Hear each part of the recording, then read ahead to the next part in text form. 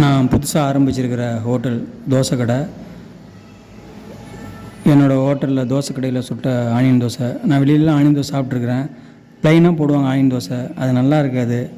அதனால் நான் தோசை கடையும் ஆரம்பித்ததுக்கப்புறமா அந்த வெங்காயத்தை சின்ன சின்னதாக கட் பண்ணி வானலில் போட்டு கடுகு, எண்ணெய், கடலைப்பருப்புலாம் போட்டு பச்சை மிளகா, கருவேப்பிலைன்னு போட்டு நல்லா வறுத்து, அதுக்கப்புறமா சூடான தோசைக்கல்லில் தண்ணி ஊற்றி தொடப்பத்தை போட்டு நல்லா சுத்தம் பண்ணி அதில் அகலமாக தோசைக்கல்லில் மாவு ஊற்றி 2 சுற்றி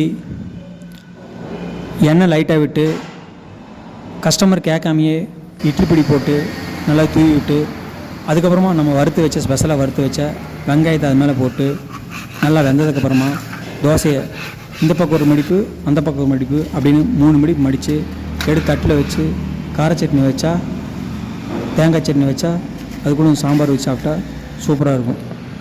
இந்த மாதிரி நீங்களும் ட்ரை பண்ணி பாருங்கள்.